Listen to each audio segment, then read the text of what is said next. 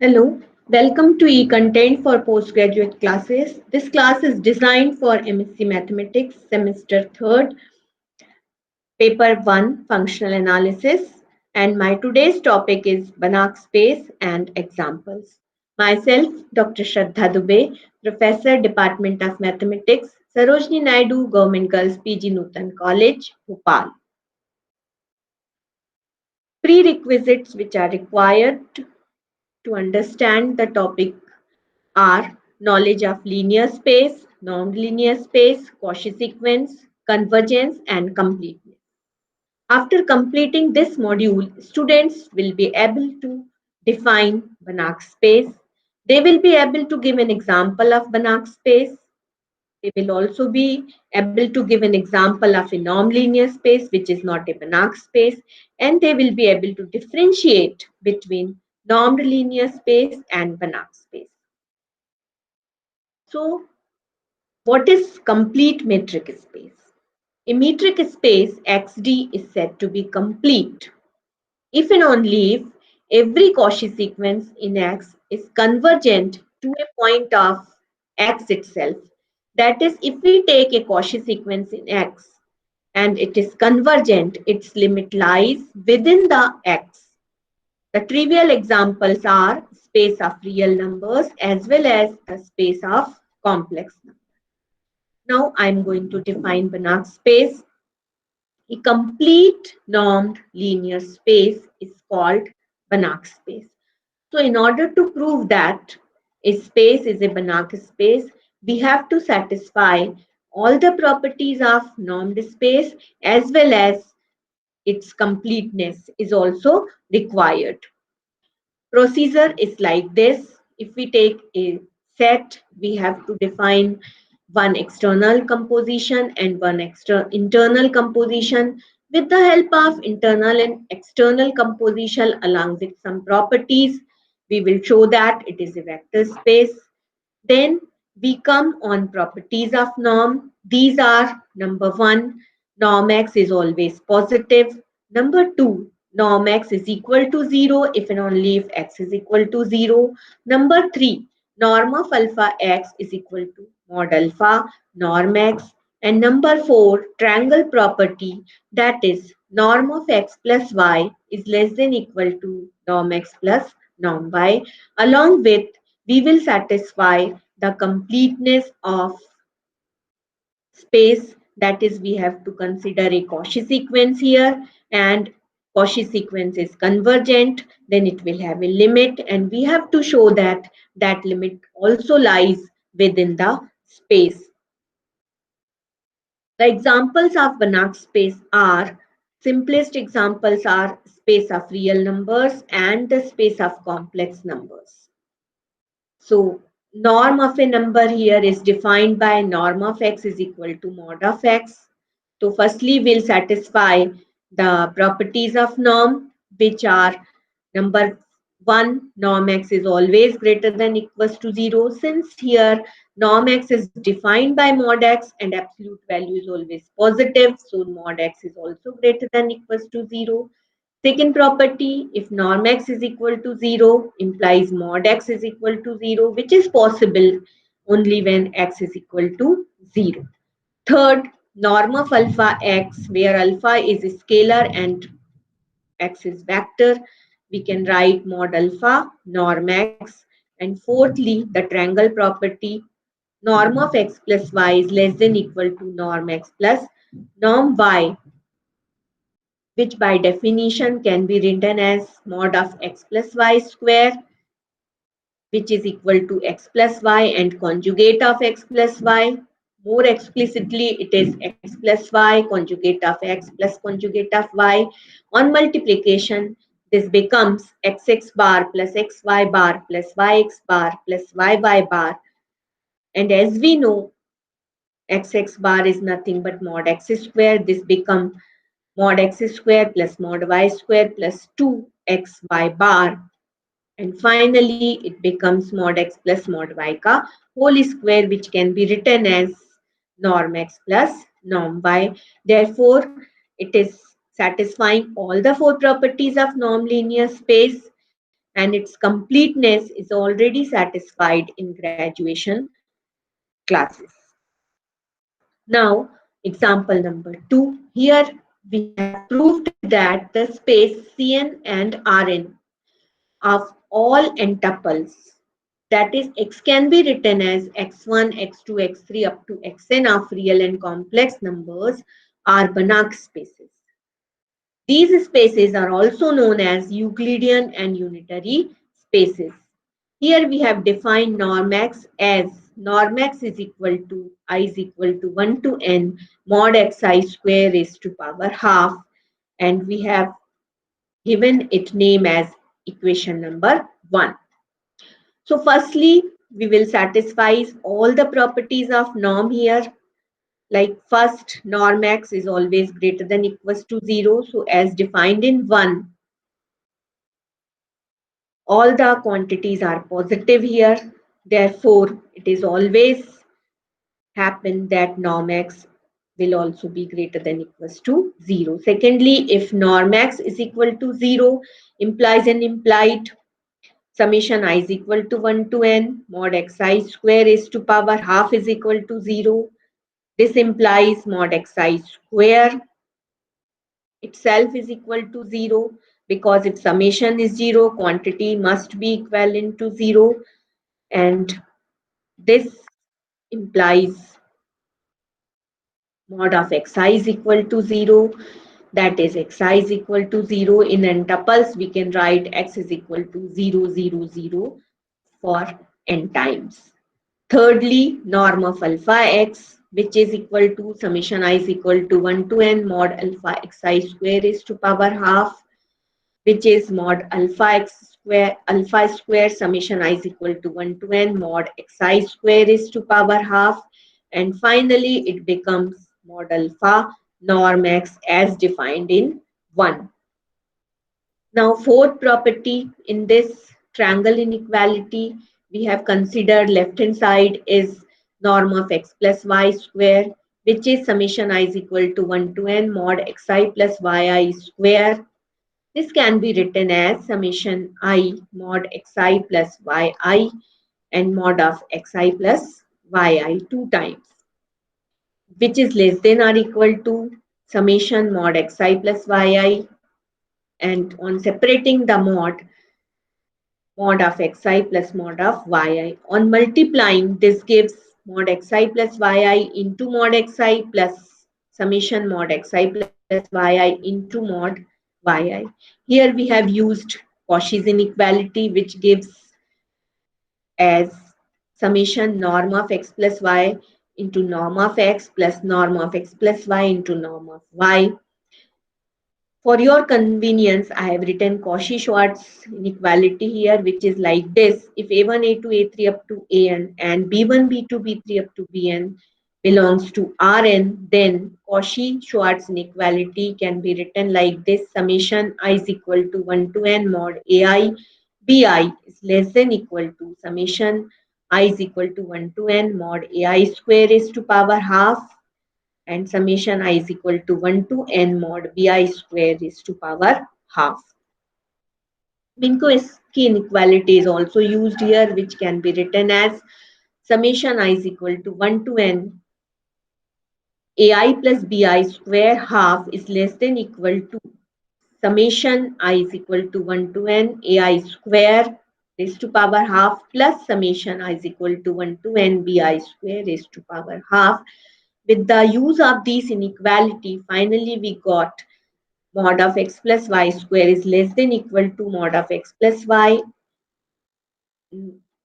norm of x plus norm of y. On dividing both sides by norm of x plus y, we get norm of x plus y is less than equal to norm x plus norm y.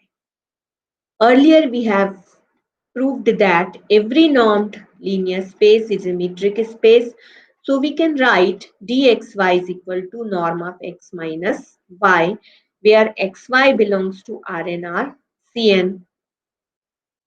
Now we will show the completeness of Rn Cn. So for this, we will take up a Cauchy sequence. Cauchy sequence is convergent, so it will have a limit, and this limit also belongs to the same space. This will be our strategic plan. Let xm, where m is equal to 1 to infinity, can be written as x1, x2, x3 up to xm, is a Cauchy sequence in Rn RCN, where each xm is a n-tuple of real or complex numbers. So each xm can be written as xm is equal to x1m, x2m, x3n up to xmm. In other words, xim denotes the ith coordinate of n-tuple of xm and belongs to CRR. Now the given sequence being Cauchy sequence, so it will satisfy the definition of Cauchy sequence, which is for every epsilon greater than 0, there exists a positive integer n0 such that for mp greater than equals to n0, d of xm xp is less than epsilon, which implies norm of xm minus xp is less than epsilon. In our format, which is given in 1, we can write summation I is equal to 1 to n mod xim minus xip square whole raised to power half is less than epsilon. On considering square, it gives summation I is equal to 1 to m xim minus xip square is less than epsilon square. Here, each term in the above summation is less than epsilon square. Because the whole summation is less than epsilon square, so each and every term will also be less than epsilon square. As you know, epsilon is very small arbitrary positive quantity and its square is also very small quantity. So each and every term will be less than epsilon square. This gives xim minus xip square is less than epsilon square. And on considering square root, this gives xim minus xip is less than epsilon. This relation implies that each of the sequence x1j, where j is equal to 1 to infinity, x2j, where j is equal to 1 to infinity, up to xnj, where j is from 1 to infinity, is a Cauchy sequence of real or complex numbers. And as C and R are complete, so every Cauchy sequence must converge to a point of C or R. That is, every Cauchy sequence has a limit. So let limit j tends to infinity x1j is equal to z1, limit j tends to infinity x2j is equal to z2, up to limit j tends to infinity xnj is equal to zn. Suppose this is our equation number 2, where each Z1, Z2, Z3 up to Zn belongs to CRR, so that Z is equal to Z1, Z2, Z3 belongs to CNRRN. Now we have to show that the Cauchy sequence XMN in CNRRN converges to Z belongs to CNRRN. That means limit also belongs to same space. From 1, which is norm x is equal to I is equal to 1 to n mod xi square is to power half, we know that summation I is equal to 1 to n xim minus xip square is less than epsilon square. If we consider p tends to infinity, limit p tends to infinity xip is equal to zi. This we have taken from 2, which is limit j tends to infinity xnj is equal to zn. So summation mod of xim minus zi square is less than epsilon square, which gives norm of xm minus z square is less than epsilon square, and norm of xm minus j is less than epsilon. This shows that Cauchy sequence xm in CNR converges to z belongs to CNR Rn. Therefore, Cn or Rn are complete non-metric space. That is, they are Banach space, because we have proved that limit also belongs to same space. Actually, the space we have considered is a metric space. In metric space, difference between 2 points, here we have chosen x and distance from the origin. So as we know, distance is given by under root of x1 minus x2 whole square. It will be written like norm x is equal to under root of mod x1 square plus mod x2 square up to mod xn square. And finally, it can be written as summation I is equal to 1 to n mod xi square raised to power half. So this is the explanation why we have chosen norm x is equal to summation I is equal to 1 to n mod xi square raised to power half. So in this way, we have proved it is a Banach space. On the same parallel lines, we can also show that LPN, the space LP, where P is a real number which lies between 1 to infinity, and linear space of all n tuples of a scalar with the norm of a vector defined by norm x at P is summation mod xi p whole raised to power 1 by P is also a Banach space.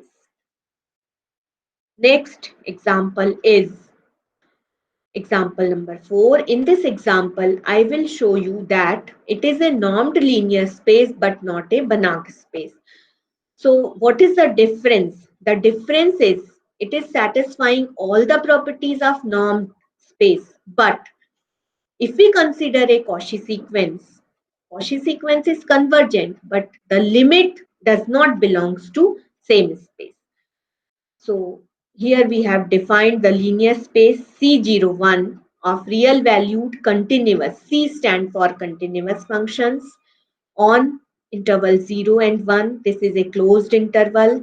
This is a norm linear space but not a Banach space with the norm of a function f belongs to C01 and it is defined by norm of f is equal to integration 0 to 1 mod ft dt. So in order to show that it is a norm linear space, we have to satisfy the properties of norm. First property of norm is norm of f is greater than 0. It is very trivial because norm f is defined by integration 0 to 1 mod ft dt. So outcome will also be positive. Secondly, if we take norm f is equal to 0, that means we have considered 0 to 1 mod ft dt is equal to 0, which will give the integration of some quantity is equal to 0. It is possible only when f is equal to 0. Thirdly, if we consider norm of alpha f as defined, it will become integration 0 to 1 mod alpha ft dt, which is integration 0 to 1 alpha of ft dt. As alpha is a scalar, it will come out of integration because integration, we will integrate the function, so it will become mod alpha integration 0 to 1 mod ft dt, which is mod alpha norm f. And finally, fourth property, triangle inequality, norm of f plus g is equal to integration 0 to 1 mod f plus g t dt, which is 0 to 1 mod ft plus gt dt, and it can be written by the property of integration 0 to 1 mod ft dt plus integration 0 to 1 mod gt dt, which is nothing but norm f plus norm g. Hence, C01 with the given definition of norm satisfying all the properties of norm, so it is a norm linear space.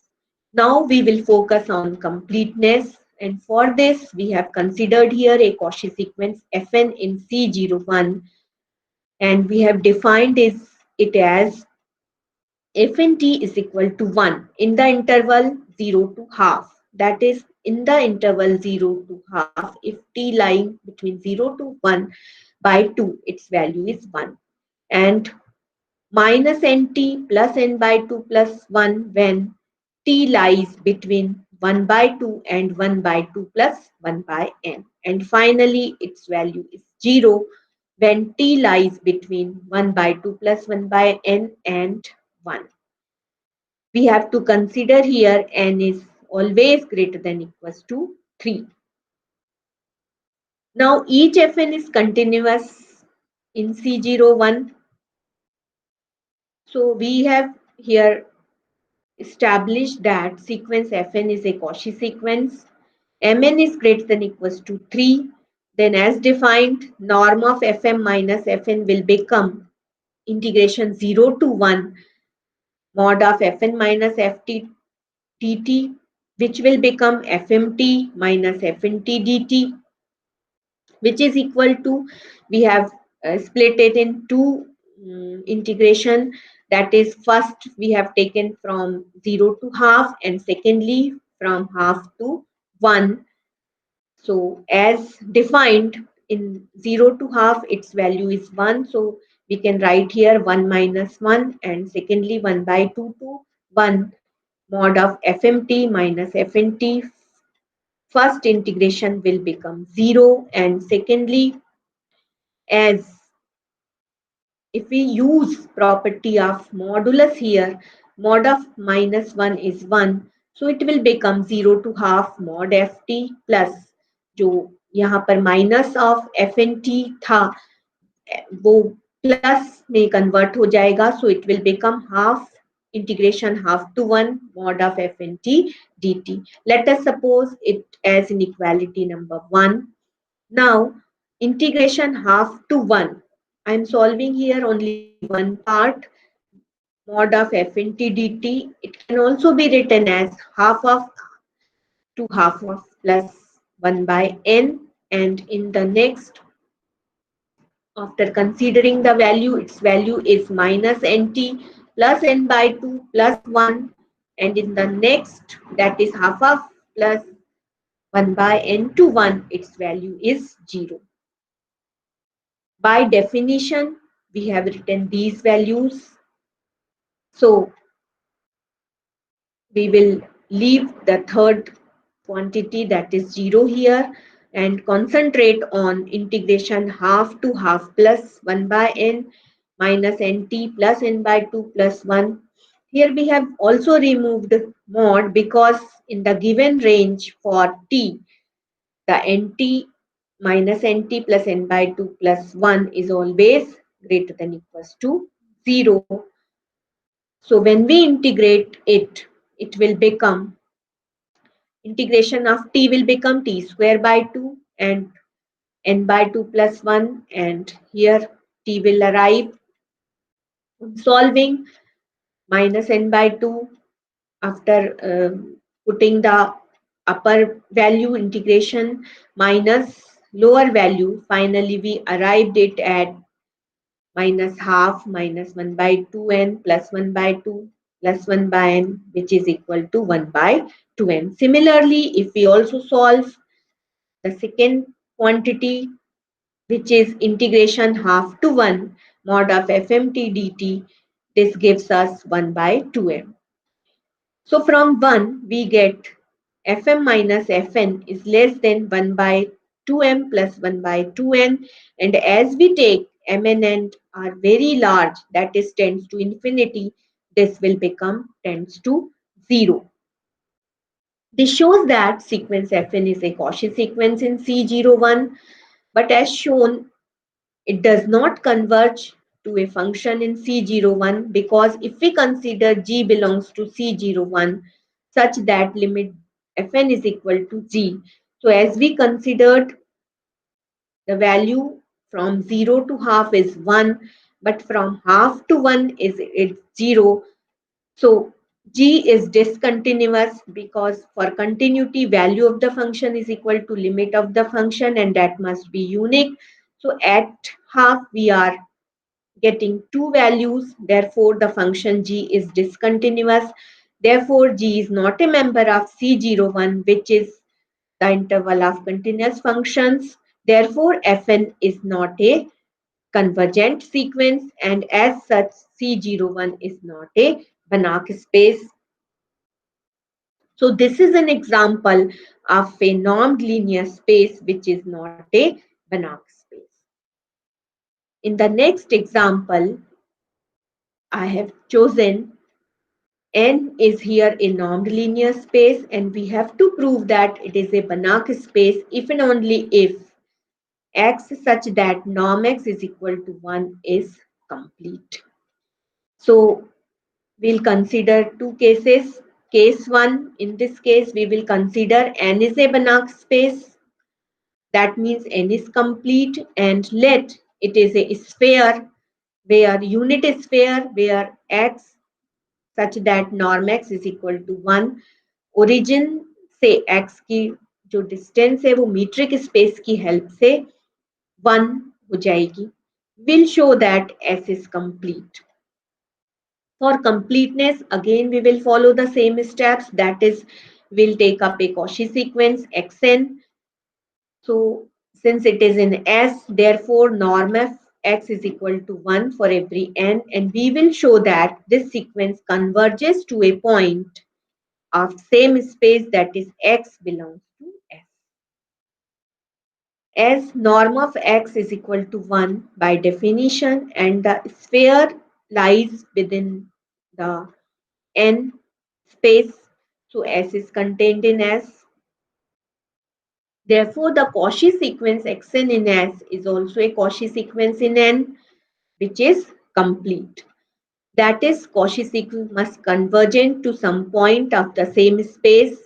That means xn tending to x for some x belongs to n. Since norm is a continuous function, in my earlier video, we have proved it.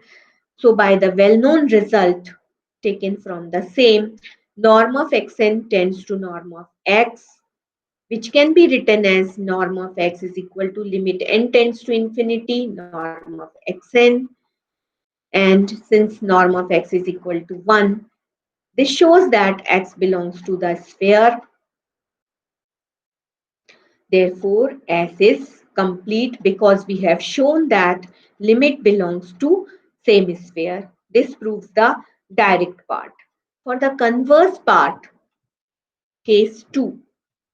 Now we will consider S is complete and we have to prove N is a Banach space. Now N being given to the normed space, we have only to establish N is complete. That means completeness is to be find out. For the completeness, we will take up a Cauchy sequence. So suppose let yn be a Cauchy sequence. If it is a Cauchy sequence, it will satisfy the definition of Cauchy sequence. That is, for a given epsilon greater than 0, there exists a positive integer n0 such that for mn greater than equals to n0, we have norm of ym minus yn is less than epsilon. Now for each n, we define xn is equal to yn upon norm of yn. Therefore, norm of xn will become norm of yn upon norm of yn, or it can be written as norm of xn is equal to 1 upon norm yn into norm yn, which will give us 1. That means xn belongs to the sphere whose radius is 1. The property used here are norm of alpha x is equal to mod alpha norm x. If alpha is positive, it will become alpha norm x. Now we will establish that xn is a Cauchy sequence in S. For this, as we know, in Cauchy sequence, we have to take difference between 2 points. So I have considered here norm of xm minus xn as defined. We can write it as norm ym upon norm ym minus yn upon norm yn. On adding and subtracting ym upon norm yn, we get the second step, which gives ym upon norm ym minus yn upon norm ym plus in other bracket norm of yn upon norm ym minus yn upon norm yn. Further on solving it and using the property, norm of xm minus xn becomes norm of 1 upon norm ym in the bracket ym minus yn plus norm of 1 upon norm ym minus 1 upon norm yn into yn. Further on simplifying,